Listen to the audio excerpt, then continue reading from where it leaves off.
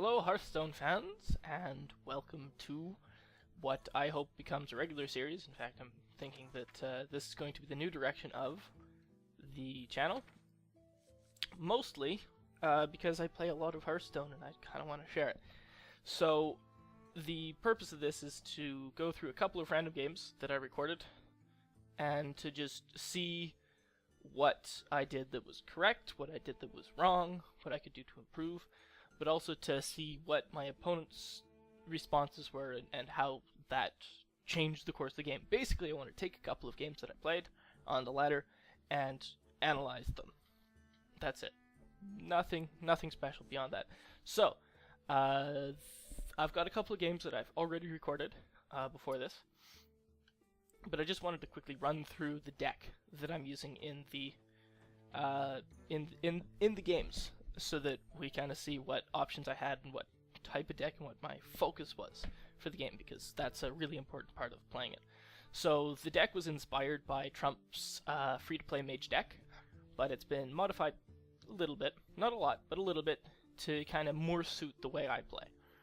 So we've got, instead of talking about each card, I'm going to talk about the combos and the early game plays and the late game plays. So this deck occupies a really weird spot where it's directly in between kind of the rush down aggro focused decks and the late game slow control decks. It's kind of smack dab in the middle. So against rush decks we need to have a slow control early game. That slow control early game comes from cards like the Mana Worm, comboed with the Arcane Missiles. Really strong early game that kind of deals with most rush decks. And if I'm up against a class that tends to rush a lot, you'll find that I mulligan aggressively for the Mana Worms and Arcane Missiles. Argent Squire's really nice early game card, really hard to remove. Does kind of advertise an aggressive playstyle, and against controls, I am an aggressive playstyle.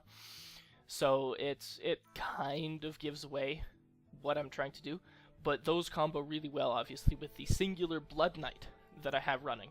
I will play the Blood Knight as just a 3/3 for 3 if I don't have any Harvest Golems in hand or any other plays to make, but generally I try and play the Blood Knights in combo with the Argent Squire later in the game, or on a nice turn 2 huge minion with the coin.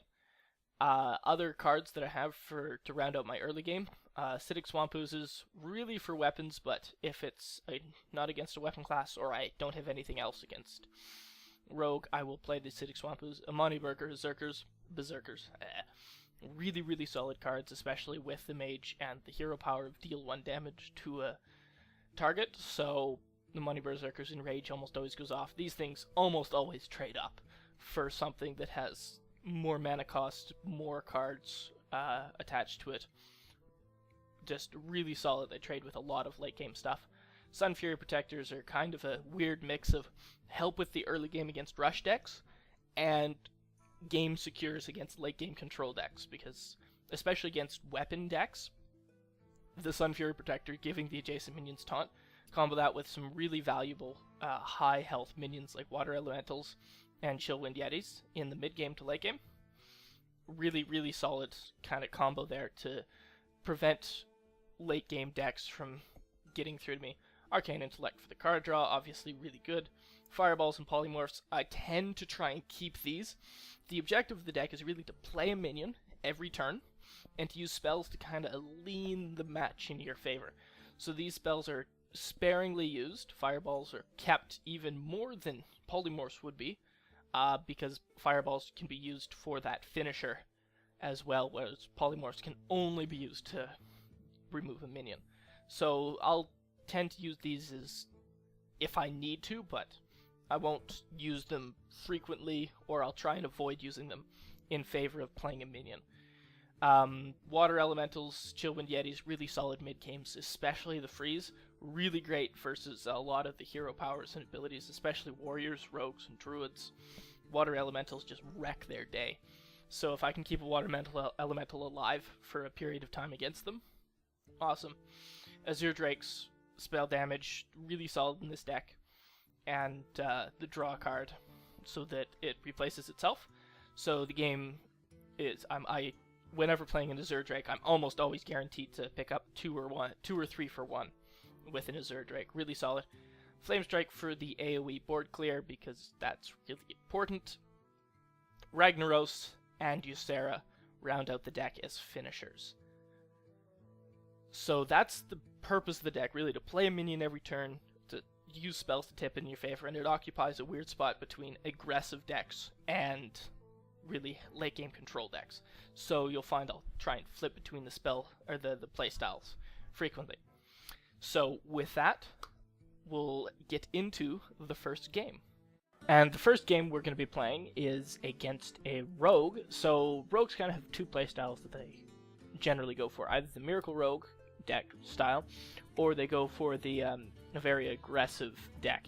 So you can kind of see me debating about the Acidic Swamp Ooze. Normally against aggressive decks, I tend to mulligan fairly aggressively for the Mana Worms. But because most rogues are Miracle Rogues, I do elect to keep the Swamp Ooze. And the draw wasn't all that great. Frostbolt and Chillwind Yeti. Not so good. So turn 1 was a dud. Turn 2, Swamp Ooze. Like I said earlier, I'll play the Swamp Ooze against targets that, or against players as a turn 2 play if I have nothing else to play. Would prefer not to against Rogue, but I will do it. No problem with that. He's going to backstab, which is basically shouting at me that this is a Miracle Rogue, especially considering he did not have a turn 1 play. So now the game becomes keep my life total as high as possible for as long as possible to prevent him from just comboing me down on turn 6, 7, 10. Because I drew the Harvest Golem, I will play a Harvest Golem before I will play a Blood Knight, and I'm not so sure about his play to put the Deadly Poison on the dagger and then to hit me. I mean, yes, I guess it killed the Harvest Golem, but it didn't kill the Harvest Golem for anything, and the Harvest Golem was dealing more damage. See, the way I would have done it is because of this turn now with my playing the Chillwind Yeti, so I would have had a Chillwind Yeti, which he didn't know was coming, but you could, considering the deck, a minion is most likely, if he had hit me in the face, he would have taken the same amount of damage, still 2 damage, but then he would have been able to kill the Chillwind Yeti, and the Chillwind Yeti and the Harvest Golem for the same number of cards, in that now that he's used an Eviscerate, so he could have eviscerated, plus the deal 1 damage to all things, and use the dagger to kill off my entire board without losing anything and dealing 3 more damage to me. Admittedly, the trade-off would have been he wouldn't have a dagger right now, but I think dealing 3 damage to the opposing hero, in putting you in exactly the same position for exactly the same cards, dealing 3 damage to the hero is not really, or is a better trade-off to having a dagger that he immediately destroyed when he played the Assassin's Blade. So this time I think he was correct going to the face with the Assassin's Blade, as I played an Azure Drake, and I'm not really, was kind of debating a bit if I should play the Blood Knight here. Simply because the Blood Knight does die 1 shot to the dagger, but I elect to play it because if he goes for the Blood Knight with the dagger, yes, the Blood Knight dies, but my Azure Drake stays alive. And the Azure Drake to me is more valuable than the Blood Knight. So as it stands, he shivs, and then uses an SI7 agent to knock out the Blood Knight. It's quite the play, but it does mean that unless he has a backstab in hand, I keep the Azure Drake, so I'm really happy with that. And he doesn't have a backstab, so he passes the turn. My hand is really weird for this deck, because it's filled with spells, which is unusual. Now, I'm doing a quick bit of math counting, because as it stands, I have, including the Arcane Missiles and the Spell Power, I have enough damage to potentially kill him if 3 of the 4 missiles hit him in the face. So, it's a low % chance to win. I'm not going to bother calculating percentage. But I'm going to go for it anyway and get him down to 1 point of health. So the missiles played completely average there, which is fine. But I don't know. I was somewhat sad. But the 1 damage plus the Fire Blast is going to cause me to have a win there. So he was basically dead. But the objective of keeping my health topped off and playing a minion every turn, that's basically how the deck goes, and it worked really well. So our second game is up against a Priest. The priests don't really have their aggro variety. There is Murloc priests out there, but they're few and far between. The most aggressive decks with priest are going to be one-turn kill decks and that kind of thing. So in this case, keeping the Harvest Golem is fine. I don't need to mulligan so aggressively for early game. I was just mulliganing for slightly earlier cards. I ended up drawing an Argent Squire, so that's really good for me. Play out an Argent Squire. And start the game off. Don't mind me, I'm just looking at stuff, and I'm going to cover the screen up here in a second, but don't worry, we don't miss anything. So in the priest matchup, this deck is actually fairly favored, and he coins out a Shadow Word Pain, which is really valuable for me. Removes the coin, removes the Shadow Word Pain for a 1 cost. So yeah, I don't have a turn 2 play, but I'm still okay with that. I still have the play the Fire Blast and pass play. But this deck is fairly favored against priests, just because priests have a tendency to run out of spells and dealing with like answers to minions fairly quickly. And they also generally have a slow early game that tends to favor card draw, with the Northshire Clerics, the Northshire Clerics, and the Power Words. So I'm generally pretty happy to just keep playing. I want to be faster than the Priest in the early game. And this is one of the fastest plays a Priest can do, is play an Injured Blade Master turn 3, Circle of Healing, especially with the extra card draw there. It's like a really, really, really good play. Conveniently, I have 2 Fireballs in hand, so whoop-de-ding. And I will kill off that before I can get out of hand.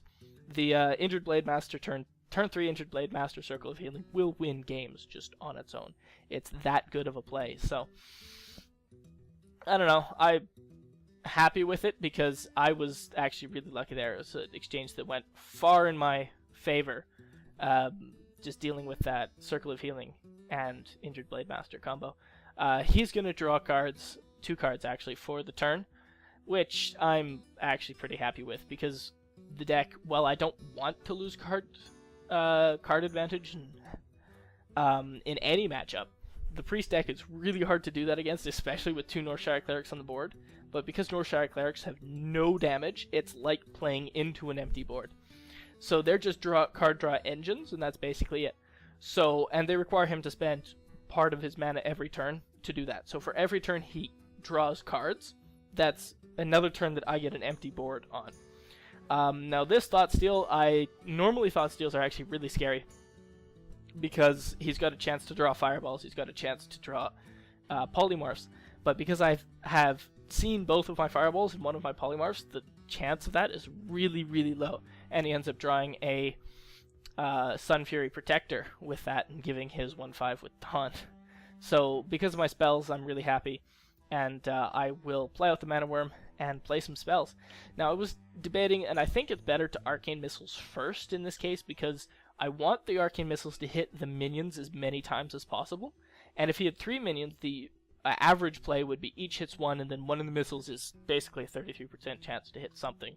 So there's a good chance that 3 of the 4 missiles hit, but if there's all 3 minions on the board, I have a higher chance that 3 out of the 4 minions hit because it's a 25 or it's a 75, 75, 75 versus a 33, a 33, a 33, and a 33. So I've got a 75, a 75, 75, 75. So I think it's better to keep the minion, the 4 minions up. As it stood, the first one hit the one and it lost, and it actually ended up being exactly the same had I Fire Blasted first. But, oh well. I still think what I did was better. So he's just playing cards at this point. I have no idea if that Argent Squire was from the Thought Steal or not. I think it was not, because later on he's going to play another card. So I think he actually runs Argent Squires, which is weird. But it also means that there's unlikely to be Mind Vision in this deck. So me having 2 Polymorphs and a Fireball in hand, like this is a really scary hand for him to Mind Vision into. And at the time I was like, I don't think he runs Mind Vision. And the Argent Squire there was kind of the clue in that he doesn't run Mind Vision. Now, I do a play here that would look funny if I had a single polymorph in hand, but I only do it because I have two, in that I polymorph the Sen'jin Shieldmaster. I would only do that because I have two polymorphs in hand, and he'll play another Sen'jin Shieldmaster a little bit later that I will reserve a not polymorph instead. In this case, I was debating whether I should hit my Mounting Berserker with the Fire Blast to turn it into a 5/2 right now, but I elect not to because I could not have cleared the sheep otherwise. And despite everything, keeping the sheep's dead is really important. So that Thought Steal, I'm not worried about at all. I don't think there's anything. So yeah, maybe the Argent Squire was in my deck because he Thought Steals and then plays more cards. Anyway, whatever. So like I said, he played this. Played an even scarier Sen'jin Shieldmaster, but I elect not to polymorph it because I need to keep the polymorphs in hand for answers and play Ysera. That's exactly why I hold the polymorphs in hand to try and prevent that type of play from occurring. So the Ysera play in this case was really quite safe because it was played immediately on turn 9, and I was the first player. So Ysera is going to draw me 2 cards before Mind Control comes into effect. So after the Mind Controls, in beta, if anyone played in beta, Mind Control was 8 cost, so playing a Legendary at all ever was never a good idea against Priest. Now it's up to 10 cost, and that's probably what everyone knows it as now. So playing out Legendaries on turn 8 or 9 as first player, guaranteed 2 card draw with that play before Mind Control. So this is the first moment he can Mind Control. As it turns out, he didn't have it, but it was still a consideration that needed to be played. In this case, he messed up a little bit because he misplayed. He should have Holy Fired first, obviously. I don't think it would have changed the result of the game in the end. I think it just would have bought him an extra turn. But I don't think the game would have changed. Now this was a bit of a mistake on my part. I should have played out 2 Emerald Drakes, not a Chillwind Yeti and an Emerald Drake. I could have said that, I was just mind gaming him or whatever, and you don't know it by second Ysera card, but that was just a 100% legitimate mistake. So that happened. Oops. That Water Elemental was definitely drawn by me, and was definitely in my deck. Now I'm already played my Sun Fury Protector, so this guy runs Sun Fury Protectors in his deck. So I don't know what he stole from me with the Thought Steals. That's the problem with minion decks. I know he stole the. I'm pretty sure he stole the Amani Berserker Water Elemental. Pretty sure he stole the Argent Choir, and I'm pretty sure he stole a Sun Fury Protector with the Thought Steals. But like I said, I'm not sure. Now in this case, I do normally want to keep the Fireballs for reserved for finishers, but getting through his taunt wall and dealing 7 damage to him is better than not getting through his taunt wall, or getting through his taunt wall and then not dealing any damage. So it's just a matter of what the situation was, that I will play the Fireballs to give me advantage first, and then play them as a finisher second. So, unfortunately, because priests are priests, they can just do that and heal themselves up a whole bunch. So I was pulled out of lethal range again. Now, in this case, the Swamp Ooze play versus the Blood Knight play. Basically, Shadow Word Pain deals as much damage to a Swamp Ooze as it deals to... or it's happy enough to kill a Swamp Ooze, and it's happy enough to kill a Blood Knight. So the general... I think I would always play the Swamp Ooze before the Blood Knight, because the Blood Knight has a potential, like now, to be comboed later on. There was 1 Argent Squire left in the deck, and the Swamp Ooze dealing 2 damage at this stage in the game, dealing 2 damage and dealing 3 damage is pretty much the same thing. So I think that I would always Swamp Ooze instead than Blood Knight there, just because now if I had no other plays, if I didn't have the Swamp Ooze, I had like a 8 cost minion. I don't know, Ragnaros. I'm sitting on Ragnaros instead. I would have played the Blood Knight to taunt it. Probably would have played Ragnaros, to be honest. So he's going to pull himself up to 12 damage, and including the Frost Bolt in hand, I've got enough to kill him. But I'm going to finish it off with Ragnaros because Ragnaros is funner. So I think this game went really well for me overall. Actually, the card draw was somewhat in my favor, even despite everything. So thank you so much for watching. I'm going to wrap it up because the video is about to end. But if you have any suggestions, please let me know. If you want to see more of this, please let me know. And I will see you next time. Thank you.